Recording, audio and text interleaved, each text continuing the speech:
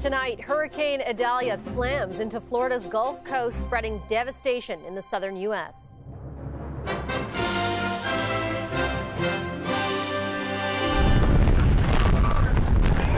Violent winds tearing down trees and ripping off roofs. We've never seen this before. This right here is bad. Plus, a massive storm surge leaves coastal areas submerged. I was going to actually stay and swim in my house.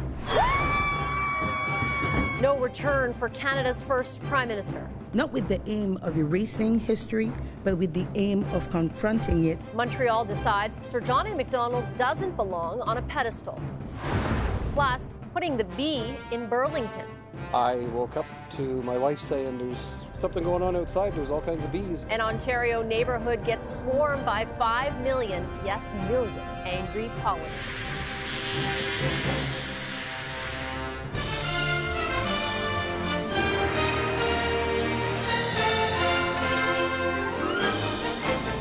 CTV National News with Omar Sachedina. Reporting tonight, Vashi Capellos. Good evening. Florida may be used to dealing with serious storms, but when Idalia hit today, the National Weather Service called it an unprecedented event because it struck an area that's never been hit before by a major hurricane. At least 2 people were killed. High winds slammed into the Gulf Coast, with the full scope of the damage still being tallied up tonight. More destruction, too, from the storm surge, water rising until it swamped this mobile home, leaving it beyond repair. Entire neighborhoods like this one in Tampa now flooded with rivers where there used to be roads. CTV's Heather Wright starts our coverage off. Packing winds of more than 200 kilometers an hour. Oh my gosh. No! Idalia made landfall this morning as a Category 3 hurricane, shattering windows, peeling off roofs, even knocking over this gas station and ripping out its pumps. Just thanking God every minute that, well, we're still here and, this stuff is nothing as long as everybody's okay. Idalia made landfall in Florida's Big Bend region, where the northern panhandle curves. My house is down in Keaton. Okay. I don't know if it's there or not. We've never seen this before. Category 1 has scared us, man. I mean, this right here is bad. Some of the worst damage in one of the smallest towns, Cedar Key, with a population of less than 1,000, where water levels rose by more than 9 feet. Oh my goodness. While dozens of counties were put under mandatory evacuation orders, scores of people still had to be rescued from their homes. Didn't know what I was going to do until these guys showed up. I was going to actually stay and swim in my house. In Holmes Beach, south of Tampa, this road turned into a river. Streets flooded from Tampa to Tallahassee, where this massive 100-year-old oak tree at the governor's mansion snapped in 2. Down power lines have left hundreds of thousands without power, even the governor in the dark this morning. It's going to be a big deal, and it's going to be very, very dangerous. And there we go with our power here. Today, U.S. President Joe Biden promised federal support to help with the cleanup, while also saying more needs to be done to combat climate change. I don't think anybody can deny the impact of the climate crisis anymore. More intense droughts, extreme heat, significant wildfires have caused significant damage like we've never seen before, not only throughout the Hawaiian Islands in the United States, but in Canada and other parts of the world. The system remained a hurricane as it crossed into Georgia. Officials there urging people to stay home. Still a very dangerous situation that people need to prepare for as the storm moves through the state. In Florida, the damage is now being assessed in a state still rebuilding from Hurricane Ian last fall, now cleaning up from Hurricane Idalia. Heather Wright, CTV News, Toronto. Even while Hurricane Idalia touched down in Florida, its outer rain bands and heavy winds caused problems as far away as South Carolina. Holy that car's flying! Police say 2 people suffered minor injuries when a possible tornado in that state flipped a car into the air on a major highway. Idalia is now a tropical storm. With more tonight on the power it packed and where it's headed, here's CTV's chief meteorologist, Kelsey McEwen.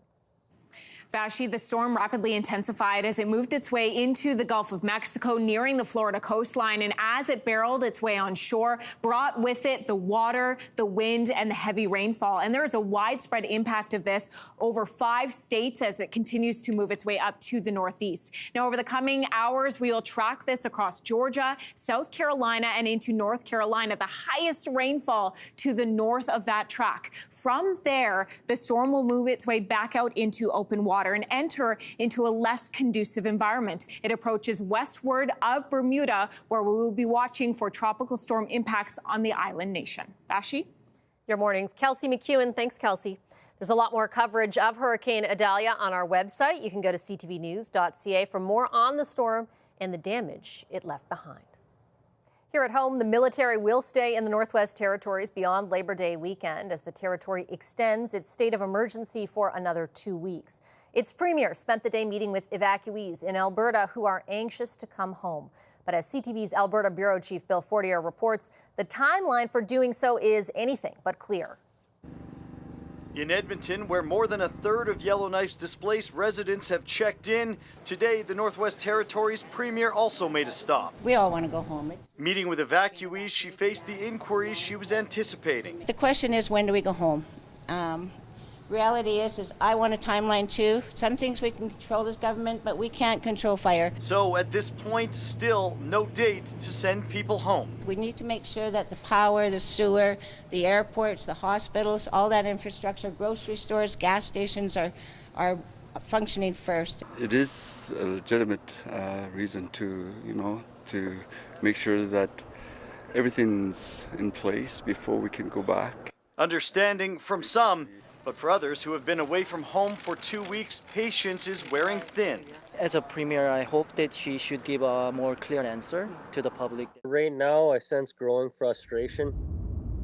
Brandon Helmer's dashcam footage shows how thick the smoke is inside the town of Hay River. He's still in town delivering water to responders, and he understands why it's not time for everyone to come back just yet. I don't think a lot of people understand what right now the danger and the situation that we're in. RCMP have received reports that a group in as many as 50 vehicles may be planning to ignore the roadblocks and return to Yellowknife.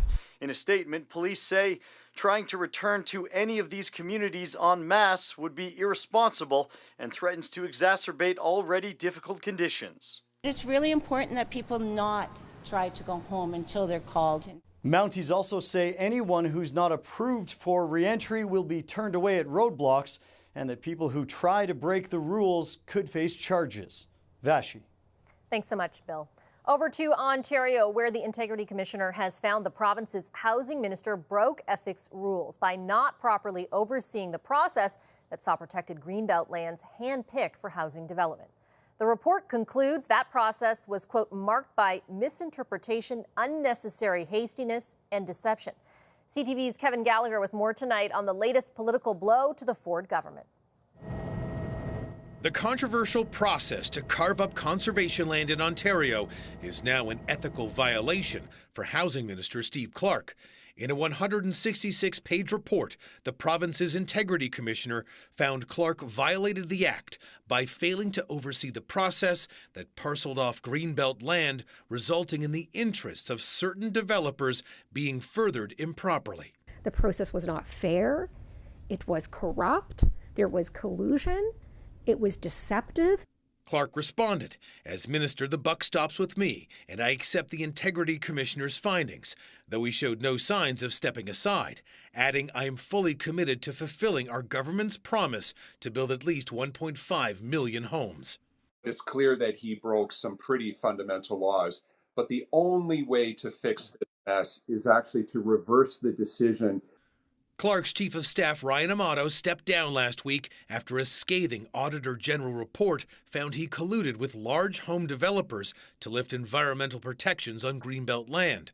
While the Housing Minister claims he didn't know what Amato was up to, today the Integrity Commissioner made it clear ignorance is not an excuse. This $8.3 billion Greenbelt scandal will not go away until you bring accountability. Tonight, Premier Doug Ford voiced support for his minister, though behind the scenes, a senior source close to Ford tells CTV News things are extremely tense and lacking direction, with the Premier worried there's no way out of this political turmoil. The Integrity Commissioner recommends members of the legislature sanction Clark, leading to calls from the opposition for stricter ethical violation penalties. Vashi? Thanks, Kevin. A statue of Canada's first prime minister will not return to the spot it once stood for over a century. Protesters in Montreal dragged a bronze image of Sir John A. MacDonald down 3 years ago. Today, a decision on its fate. CTV's Quebec Bureau Chief Geneviève Beauchemin explains. From this pedestal, John A. MacDonald's statue towered over Montreal for 125 years, but it will not return. The city took what it acknowledges is the sensitive decision after 3 years of public consultation. Not with the aim of erasing history, but with the aim of confronting it with the values and the concerns of our time. In the wake of the murder of George Floyd in 2020, several monuments associated with racial injustice were vandalized or destroyed internationally. That same year in Montreal, MacDonald's head rolled, toppled by anti-racism protesters, denouncing, they said, the first Prime Minister of Canada's legacy of racist policies towards Indigenous people, his role in creating the residential school system. But the statue had been defaced more than a dozen times, even decapitated and restored since it was inaugurated in 1895. Acts of vandalism are not advancing. In 2020, many politicians denounced the toppling, some calling for the statue to be put back up once again. Others argued MacDonald's legacy as a founding father of Confederation, his role in building the Transcontinental Railway, should be remembered. In its place, there will be a plaque. The wording on it is yet to be unveiled. The statue itself will be moved to a new location, perhaps a museum, where the city says it can be placed in its proper historical context. Still, the decision is controversial, even for some in the Indigenous community. It's important that we keep MacDonald up as a statue because he's also a mirror for what was going on, and a lot of people don't realize. His name will remain here, marking the spot where the statue once stood. Geneviève Beauchemin, CTV News, Montreal. A Canadian Forces base commander is facing firearms charges and has been temporarily removed from his post.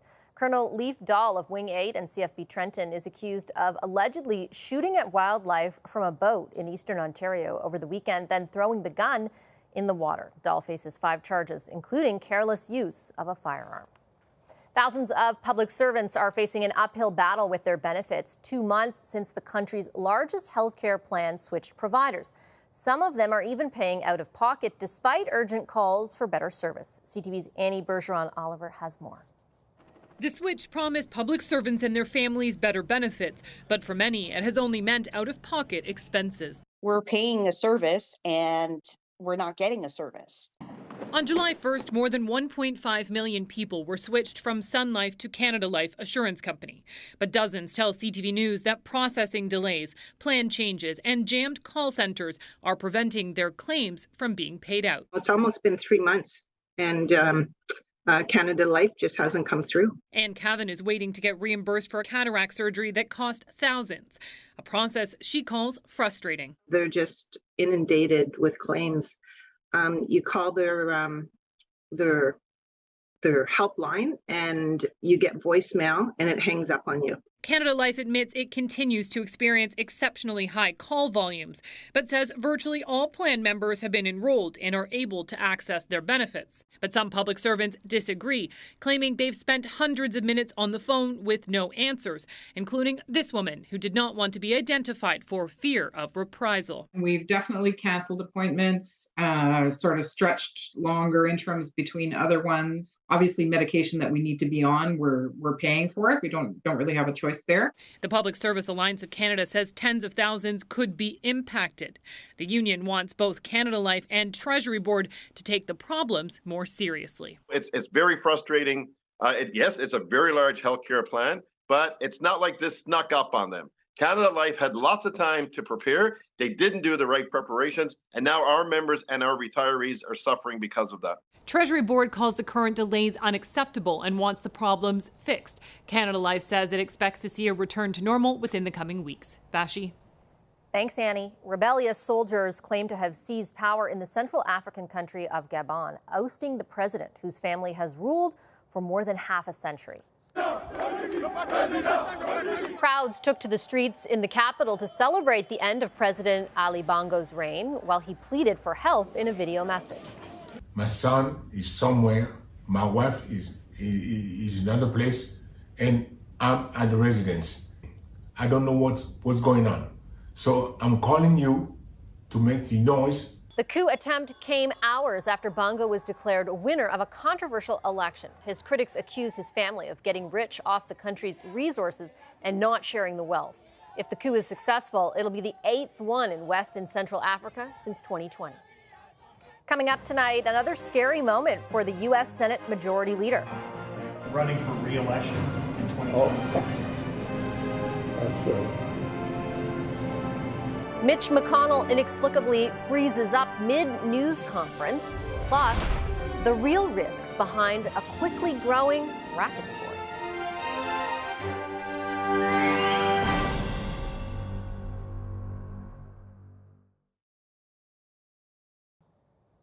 There are new health concerns tonight about U.S. Senate Republican leader Mitch McConnell. The 81-year-old froze for about half a minute today, taking a question from a reporter in Kentucky. What are my thoughts about what? Running for re-election in 2026. That's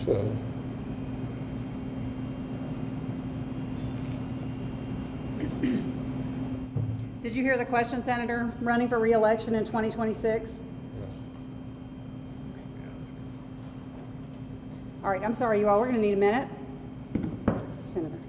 McConnell's office later said he was feeling lightheaded and would see a doctor. The senator also froze up, though, during a news conference in July. McConnell suffered a concussion and broken rib when he fell in a hotel last March. The paddle sport of pickleball is the real deal. The combination of tennis, badminton, and ping pong has held court for decades, but it's become a huge hit among Canadians more recently, with as many as 1 million of us now playing. The downside? Injuries, a lot of them. Here's CTV's Heather Butts. You've likely noticed pickleball is exploding in popularity. Even people with little to no racket sport experience get hooked. Very addictive. I play every day, Monday to Friday. So that's my job in retirement. Described as a combination of tennis, badminton, and table tennis, it's a social activity, easy to learn and doesn't require a lot of running, making it one of the fastest growing sports. That's quite good. But with any sport comes risk. As thousands pick up a paddle, more players are racking up injuries. Well, I've picked people up here that have fallen down and hurt themselves and broken wrists and pulled their muscles in their legs and etc. It happens a lot. We thought, yeah, we might as well give it a shot. Harold Phillips is out of the game now with an Achilles tendon rupture. Right after the break, I just lunged for a ball and I heard a pop, and that was it. Dr. Nathan Urquhart says that's become a common injury, as well as upper body fractures. Pickleball is a slower pace. However, you can still get in a surprising amount of trouble. And a lot of times it's people who find it exciting, interesting, haven't really maybe done some activities for a while. Analysts estimate medical costs associated with pickleball in the United States could reach $377 million this year. You'll be going to one side to try to, and the ball will change direction, so you race over trying to get it, and you trip and fall, and you can fall on the outstretched arm. Troubling for the sport's most popular age group, people in their 50s and 60s. When we're younger, we'll just do more tuck and roll. Where a little bit older, you just fall. Sports specialists say listen to your body and warm up before playing. I do a lot of stretching, some exercises just to sort of limber up, get ready for it. Advice to help keep you on the court longer. Heather Butts, CTV News, Toronto. Still ahead tonight, a remarkable sight in the sky. The blue supermoon makes a rare appearance.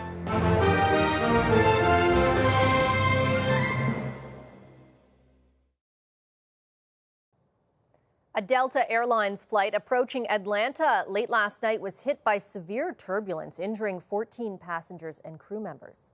One passenger had to be carried out on a stretcher. Another left wearing a neck brace. 11 in all had to be hospitalized. The woman in the aisle next to me flew up and hit the overhead bin. I honestly thought we were crashing. The plane, flying from Italy with over 160 people on board, was about 60 kilometers from the airport when the frightening incident occurred. Something less frightening and more spectacular will be the view in the night skies. Here's a look at the rare blue supermoon over an ancient temple in Greece. No, it's not actually blue, but what makes it rare is that it's the second full moon in a month, meaning it's orbiting at its closest distance to the Earth, so it will look bigger and brighter than usual. There won't be another one until 2037. Things got messy in a Spanish town when crowds from around the globe gathered for the world's largest food fight.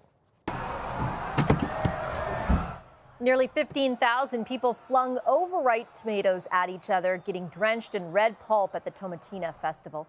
The annual event, inspired by a food fight between kids nearly 80 years ago, is now a major tourist attraction for the country. After the break, I don't think any of us, have ever seen anything like that. Bringing in the experts to track down millions of bees.